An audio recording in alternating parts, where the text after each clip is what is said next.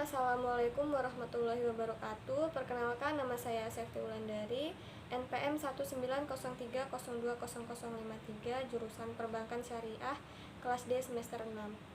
Baiklah, di sini saya akan menjelaskan kesimpulan dari materi kelompok pertama, yaitu pasar uang dan pasar modal.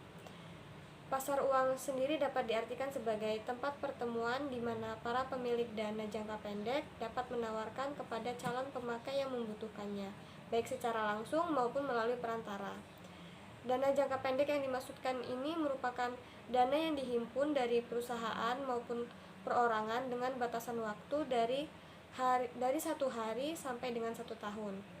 Sedangkan pasar modal atau yang sering kita sebut dengan capital market merupakan lembaga keuangan bukan bank yang mempunyai kegiatan berupa penawaran dan perdagangan efek.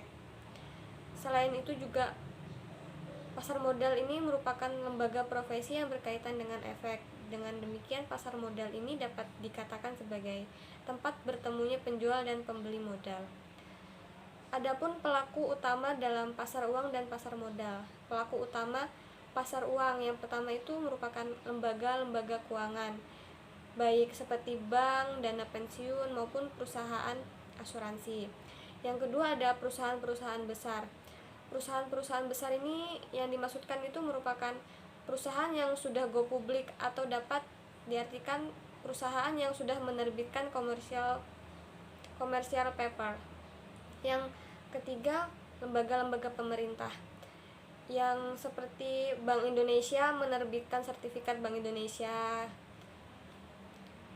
Lalu ada pelaku utama dalam pasar modal. Yang pertama ada OJK atau Otoritas Jasa Keuangan, yang kedua ada Bursa Efek, yang ketiga ada Lembaga Penyimpanan dan Penyelesaian atau yang bisa kita singkat LPP, dan yang keempat ada Lembaga Clearing dan Penjamin Efek atau LKP, dan yang terakhir ada Perusahaan Efek.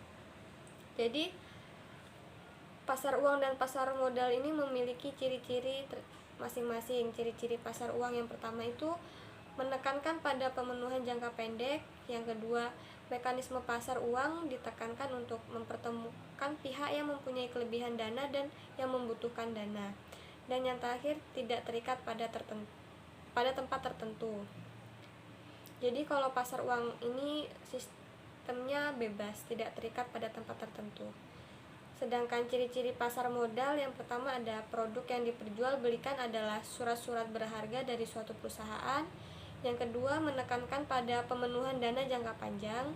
Yang ketiga, nilai investasinya berkembang mengikuti pada pertumbuhan ekonomi. Dan yang terakhir, pasar modal ini terikat pada tempat atau wilayah tertentu.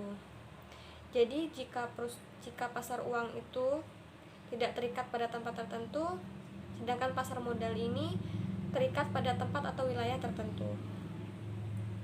Kemudian ada fungsi pasar uang dan fungsi pasar modal. Yang pertama, fungsi pasar uang.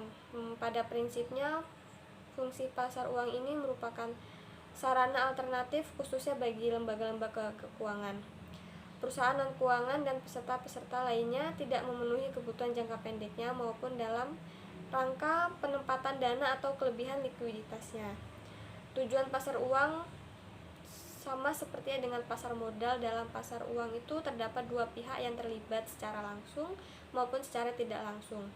Jadi masing-masing pihak ini saling berkepentingan satu sama lain dan mempunyai tugas dan tujuan masing-masing.